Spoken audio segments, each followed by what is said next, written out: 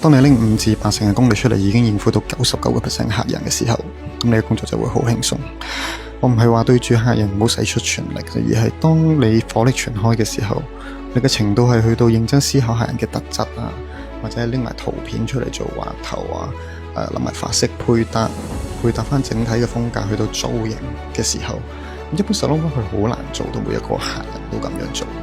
咁如果你平均每日做5個甚至乎更加多嘅客人，而每一個你都咁樣做，咁你就要每日都超前部署啦，個腦就好容易 overload。咁加上有時會有啲即日預約，咁大家根本咧好難有呢個思考空間。所以如果你係有能力喺冇時間約束嘅時間，經過思考、畫頭等等嘅過程去產出一啲唔錯甚至精美或者係眼前一亮嘅作品嘅時候，我相信你靠臨場嘅臆測去判斷客人髮型方案嘅時候咧，出品都唔會差得去邊。咁而思考啊、畫圖啊呢啲思維就要靠日常訓練咯，或者比賽做個人作品嘅時候去培養。